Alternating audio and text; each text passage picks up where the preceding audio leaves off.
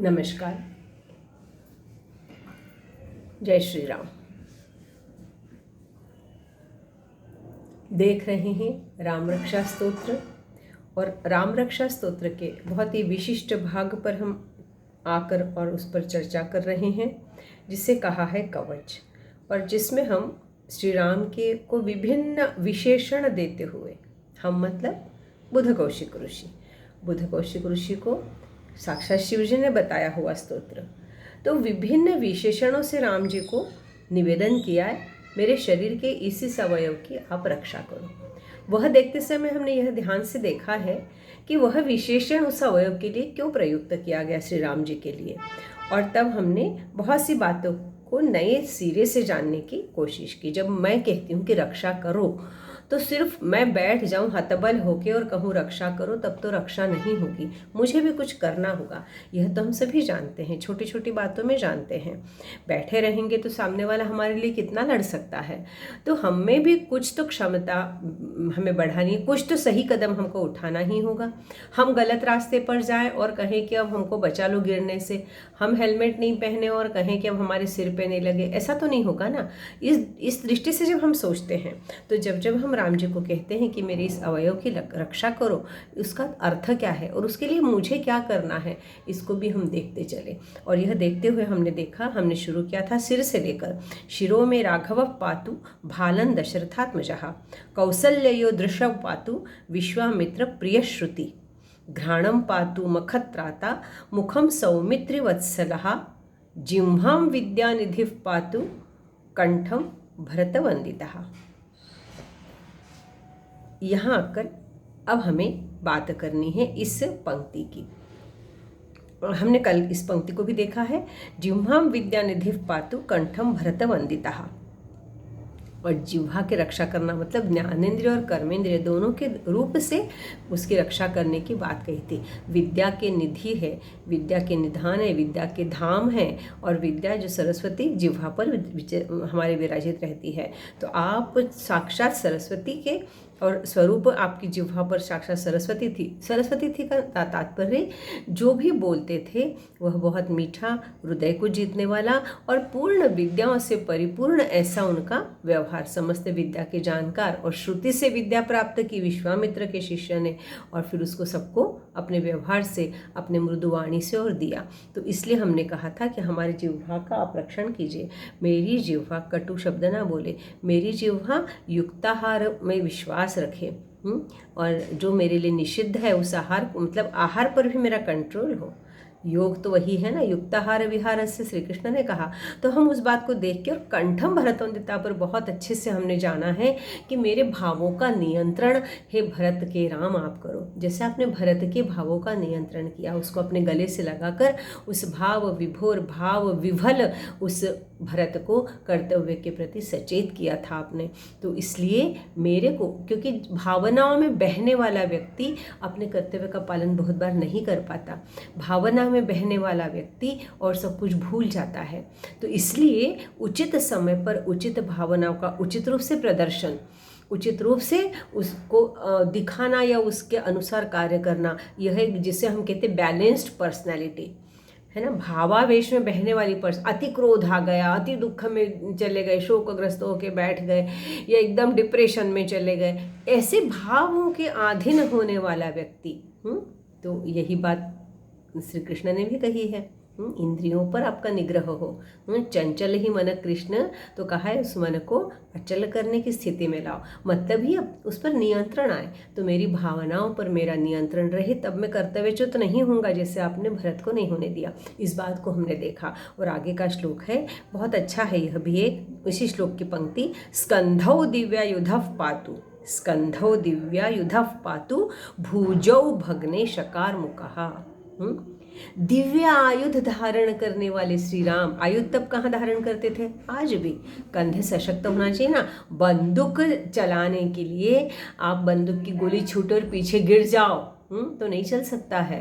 तो आपके हमारे इतने जो निशानेबाज जो ओलंपिक में जाके और मेडल लाते हैं, जो इतने ज़्यादा उसके ऊपर निरंतर दिन रात अभ्यास करते हैं, मजबूती से पकड़ूं कैसे और मेरे खंधों पर उसको संभालूं कैसे। तो वो खंधे, हमारे सैनिक जब इतनी दूर तक जाते, पहाड़ियों पर चढ़ते हैं, अपना सामान सामग्री लेके, अपने आयुध लेके, शस्त्र लेके, खंधे मजबूत होना बहुत ज़रूरी है। अरे साधारण सी बात है, बाजार से 5 किलो सामान उठा के लाना है तो भी हाथ और कंधे मजबूत लगते, नहीं तो नहीं हो पाता। तो आप श्री राम जिस तरह से उन धनुष, अरे छोटी मोटी बात नहीं थी, जब शिव धनुष की बात करते तब समझ में आता है, उसको उठाकर चलना, खंधे पर लेकर चलना आसान काम नहीं था। तो और इसके अलावा इतने सारे दिव्य अस्त्र उनके पास दिए गए थे समय समय पर वरदान के रूप में, समय समय पर देवताओं ने। तो वह सब अस्त्र जो अदृश्य रहते थे और जब उचित समय आता मंत्रों के इससे उनको वह लाकर और उसका उपयोग करते, तो ऐसे सब अस्त्रों को संभालने वाले जो मजबूत खंधे थे हे राम, इसलिए दिव्य आयुधों को जो उठाते हैं, उनका भार सहन करते हैं, ऐसे आपके खंधे, ऐसे मेरे खंधों की आप रक्षा कीजिए। तो स्कंधे ने खंधे, खंधों की रक्षा करना मतलब क्या है? मतलब यह है, आजकल हमारे को संसार का भार खंधों पर होता है ना, जिसको बहुत परेशानियां होती है, खंधे झुक के चलता है, हम कहते बहुत परेशान है बेचारा। अरे क्या करे, पीड़ित है घर से, बहुत जवाबदारी है, जिम्मेदारियां हैं, जिम्मेदारियों का बोझ उठाते उठाते खंधे झुक गए हैं। तो ये जिम्मेदारियों का बोझ हमारे को उस हमारे जो दिव्य आयुध थे, दिव्य आयुध हमको ऐसे चाहिए, मतलब वह जो बोझ ना लगे मेरी जिम्मेदारी का, और उसको मैं सहज रूप से उठा सकूं। यह भी एक भाव मेरे को लगता है उसमें भाई, मेरे को मेरा सामान उठाने की तो नौबत आएगी कि नहीं, और इतने आयुध जैसे कोई भारी चीज़ में उठाऊंगा कि नहीं पता, पर मेरे खंधे मजबूत हो, मतलब मैं अपने ऊपर की जिम्मेदारियां, दायित्व उनका निर्वहन कर सकूं, वह मुझे बोझ ना लगे और उससे मेरे खंधे जो हैं झुक ना जाए।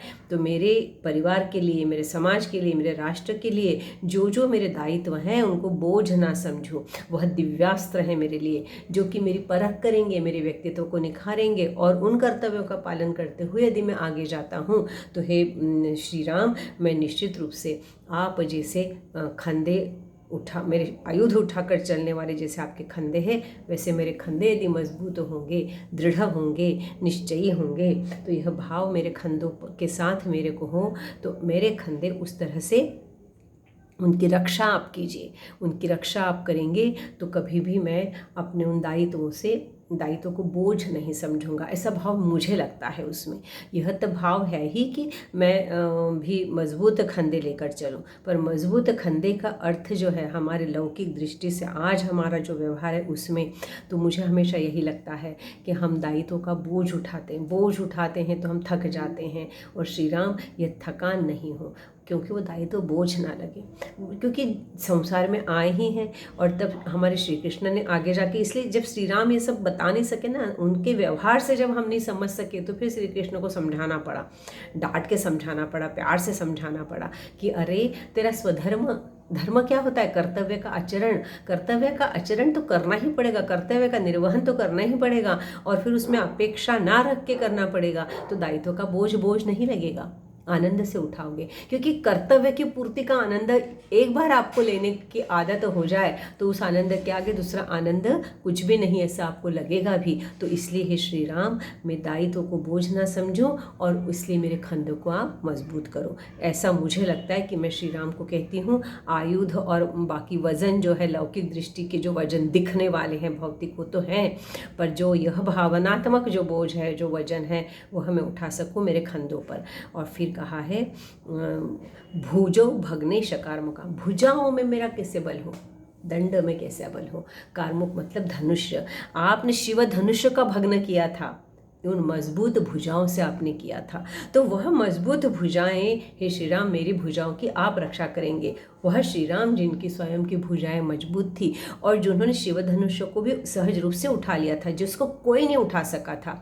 यह शिव धनुष्य को उठाने का तात्पर्य ही यह है कि यदि अवसर आए तो मैं 2 हाथ कर सकूं किसी से, सच्चाई के लिए, सत्य के लिए, फिर उस वक्त मेरे को हिंसा या अहिंसा की बात मन में नहीं आए, क्योंकि उचित काम के लिए यदि मेरे को इस तरह से दो दो हाथ करने पड़ते हैं तो हे राम आप शिव धनुष्य बन के मेरे पास आइए। शिव धनुष्य उठाने वाले आपकी जो भुजाएं हैं वैसी मेरी भुजाएं हों, ताकि आवश्यकता पड़ने पर मैं अपनी उन भुजाओं का उपयोग करते हुए उन भुजाओं के साथ जो है निश्चित रूप से और आने वाली मेरे संकटों का सामना कर सकूं। तो जब श्री राम से हम यह बात कहते हैं, देखिए जब हम शिव धनुष्य की बात करते हैं तो हमें वो घटना बहुत अच्छे से पता है, जब वह स्वयंवर की बात थी सीता जी के, और तब कितने लोगों ने प्रयास किया और तब श्री राम और लक्ष्मण आगे नहीं बढ़े थे, क्योंकि वह उस वेश में नहीं थे राजकुमार की।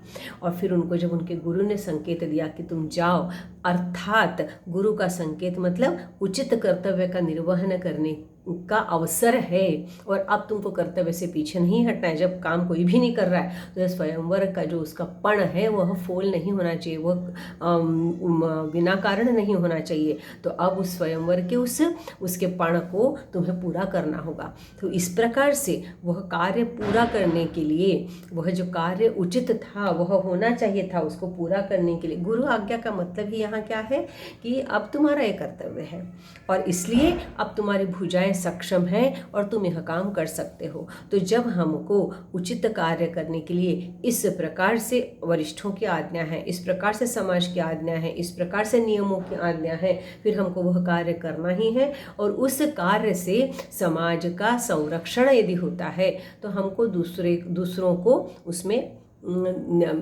परेशान करना या उनको नीचे दिखाने की बात नहीं है, पर हमको वह कार्य संपन्न जरूर करना होगा और उस वक्त हमको आगे पीछे सोचने की आवश्यकता नहीं हो। तो जैसा आपने किया है श्री राम कि आपने अपने भुजाओं के बल से उसको भग्न किया शिव धनुष्य को और उस पण का रक्षण किया।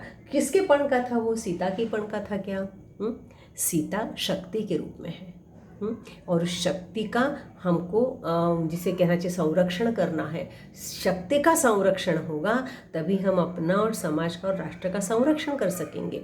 तो वह शक्ति अनुचित हाथों में ना जाए, यहाँ पहली ये बात है। और कोई उठा नहीं पा रहा था और शायद कोई आगे आता उठाने को, शायद कुछ और होता, कुछ ना कुछ सोच के तब गुरु ने यह कहा था कि अब तुम्हें जाना चाहिए। तो यह जो सब कुछ बातें हैं वह अपने को विस्तार से यहाँ कहने का अवसर ही नहीं है और ना समय है, पर मैं जब सिर्फ इतनी बात सोचती हूँ कि भुजाओं के रक्षण के पीछे शिव धनुष्य को उठाने वाली सक्षम भुजाएं, हे श्री राम मेरी भी ऐसे ही हो, तब उचित समय पर मैं इस तरह से रक्षण का कार्य करने के लिए और तत्पर हो सकूँ और तब मैं पीछे ना हटूँ। मेरी भुजाओं में यह बल होना चाहिए कि मैं स्वयं के साथ और समाज का भी रक्षण कर सकूं। और यहाँ हम ये भी कह सकते हैं आज कि हमारे अपने बालिकाओं का, हमारे अपने युवा जो है आगे बढ़कर रक्षण करें। यह समय आ जाता है तो भुजाओं में यह बल तो होना ही चाहिए। एक एक दो दो हाथ करने की नौबत भी आती है और हम पीछे हट जाते हैं तो समाज में बहुत सारी अनजाने सी घटनाएं घटती हैं, वह अनहोनी सी घटनाएं घटती हैं। वह ना घटे, किसी के भी लिए ना घटे।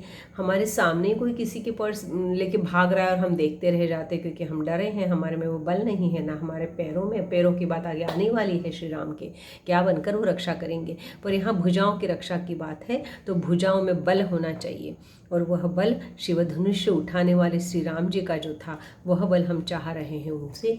इतना कहते हुए आगे हम क्या देखने वाले हैं उसकी बात करेंगे। तो आज हमने श्री राम से चाहा है, जब हम एक एक अवयव की रक्षा की बात कर रहे थे, तो आज की जो रक्षा है वह श्री राम हमारे निश्चित रूप से स्कंध और भुजाओं की रक्षा करेंगे। हम ऊपर से नीचे आए हैं, सिर से लेकर तो मुख के अवयवों की बात करते करते कंधे और भुजाओं तक आए। अब हाथ का हिस्सा और पूरा करके हमने कंठ का देख लिया, फिर अब हमको और नीचे आना है। हर अवयव आने वाला है और हर अवयव की रक्षा की बात हम श्री राम से करने वाले हैं। और जाते जाते मेरे को सहज याद आता है, रामदास स्वामी ने भिक्षा मांगी, पावन भिक्षा। उसका नाम बहुत सुंदर है, पावन भिक्षा। मतलब भिक्षा भी मांग रहे तो मुझे कैसी पावन पवित्र सी भिक्षा हो। और पहले तो ये जो रामदास स्वामी ने निकाला था ना, ओम भवती भिक्षाम देहि नाथ संप्रदाय का भी है और समर्थ संप्रदाय का भी है। एक स्तोत्र, एक श्लोक बोलना और जो मिल जाए वो ले लेना। तो राम जी से पावन भिक्षा मांग रहे और उसमें उन्होंने कहा है वाणी के लिए मांगने की और उसमें उन्होंने कहा है हाथ के लिए मांगने की। तो वह जो पावन भिक्षा मांगी है वह शायद कहीं न कहीं इसी संदर्भ में मैं देखती हूँ, और मुझे लगता है कि हम राम जी से यहाँ पर जो निवेदन कर रहे हैं वो हमारे अवयवों की रक्षा का, जिससे वह अवयव सही काम कर सके। कोमल वाचा दे रे राम, जिह्वा से मांगा ना हमने, वैसी बात है। तो चलिए इसको बाद में कभी देखेंगे। तो आज हम यहीं आके रुकते हैं, और आगे अब कौन से अवयव से क्या मांगने वाले हैं, हम श्री राम से क्या निवेदन करने वाले हैं, पावन भिक्षा की बात कर रहे हैं क्या, देखते हैं। और चलिए फिर मिलते हैं। जय श्री राम।